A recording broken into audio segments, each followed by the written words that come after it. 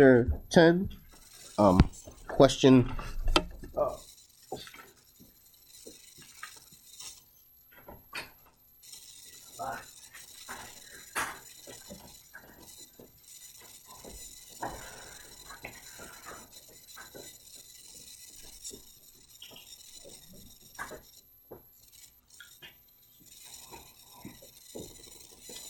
So we have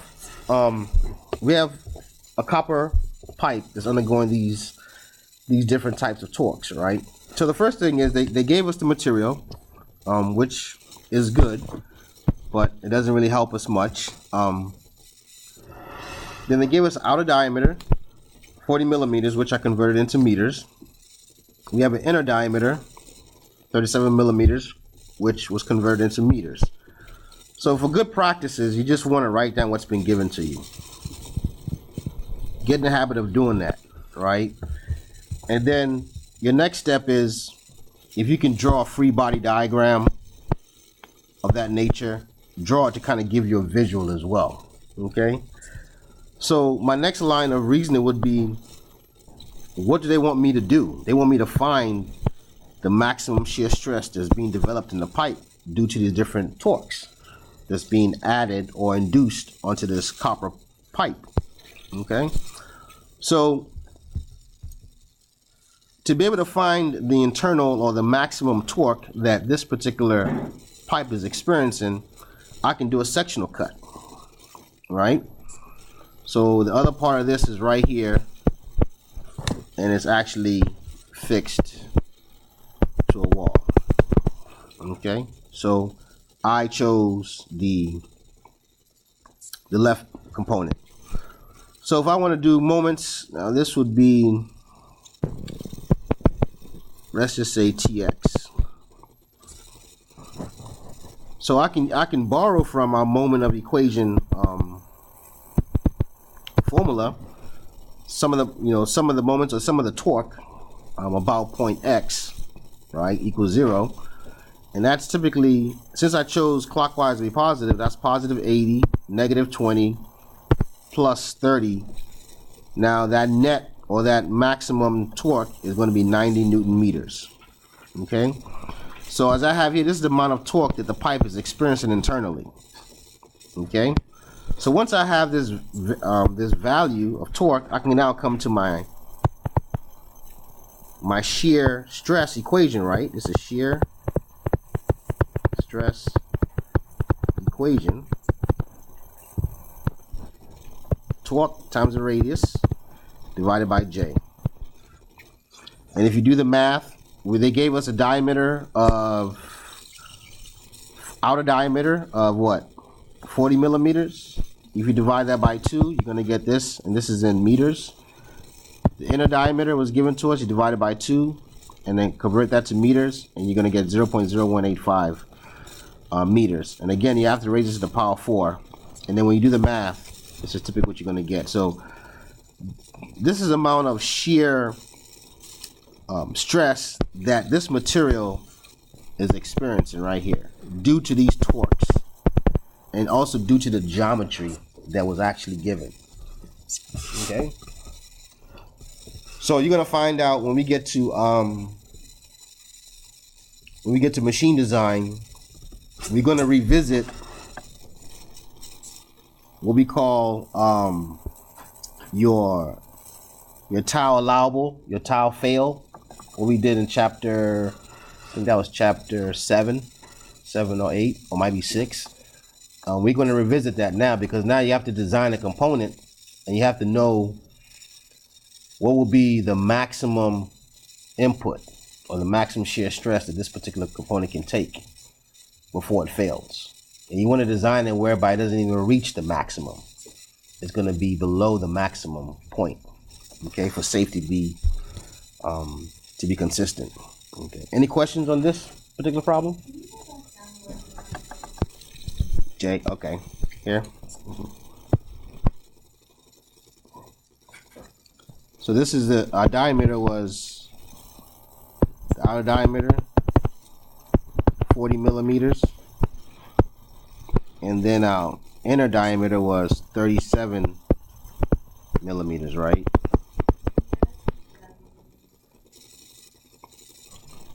So when you divide those by 2, now you get the radius, the outer radius. Divide this by 2, you get the radius, the inner radius. Okay. And where did you get the 0.02 meters? Was that just from half of the outermost diameter? Yes. Okay. And that's what it is on the equation, just have the radius of the outer. And so this is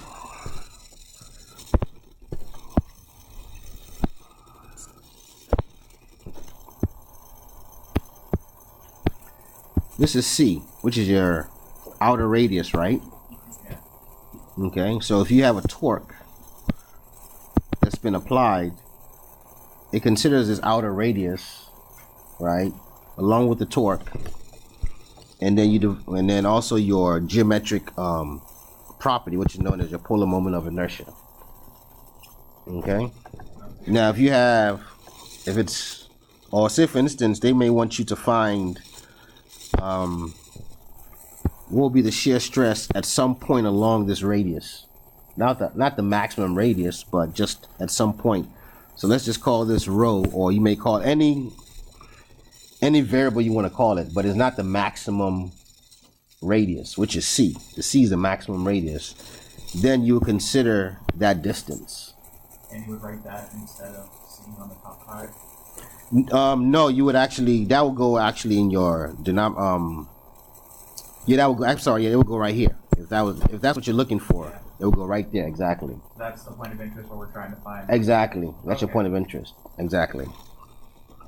Okay. Does that make sense, everyone?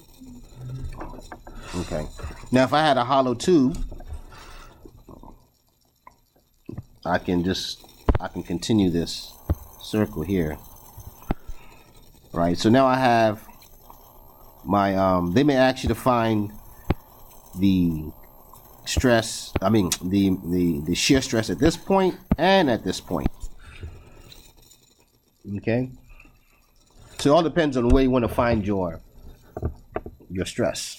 Yes, sir. So the question 4 says that the cobble pipe has an outer diameter and an inner diameter. That doesn't necessarily make it hollow. It has to state that there's a hollow.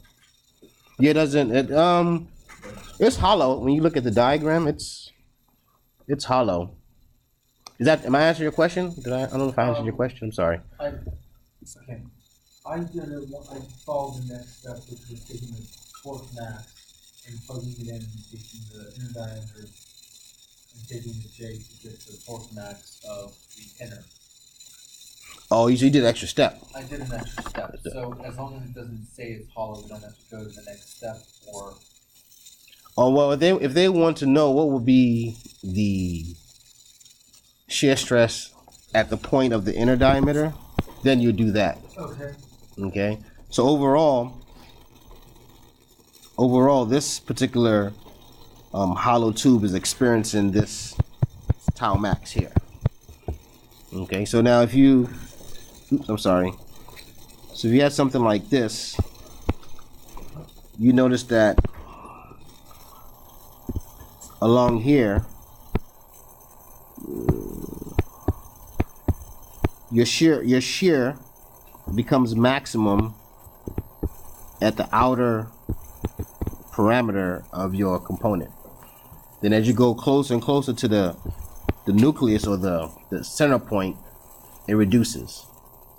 Okay, so your shear stress at the outer parameter of your inner diameter should be less than that of the maximum. Yes, sir.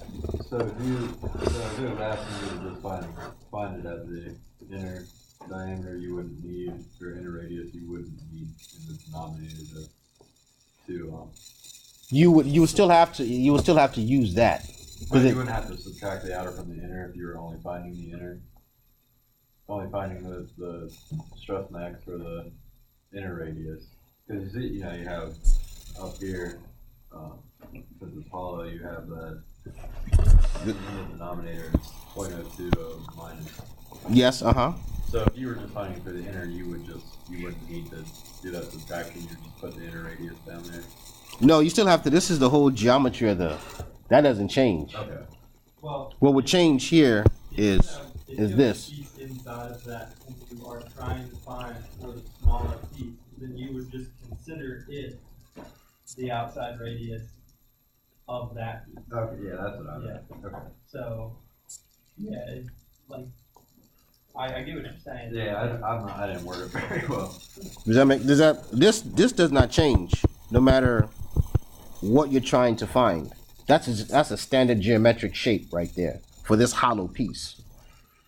But what will change is where you're trying to locate your maximum stress, shear stress. Yeah, so what I'm asking is, if you were trying to locate that at the inner radius, Mhm. you would still need to do the outer radius minus the inner radius. Yeah, that's a geometric shape. That's the geometric shape of the.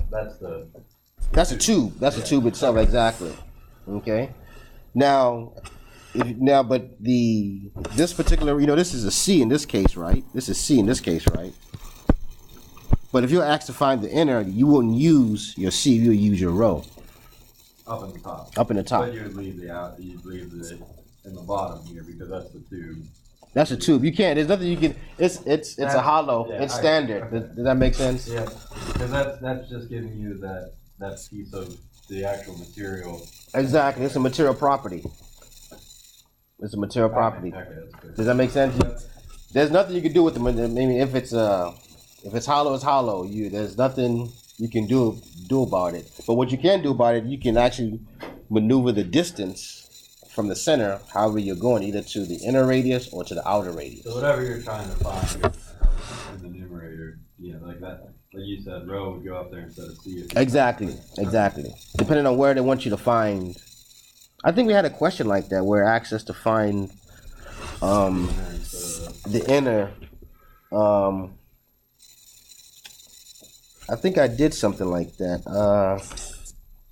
I'm not sure. I don't. It might be.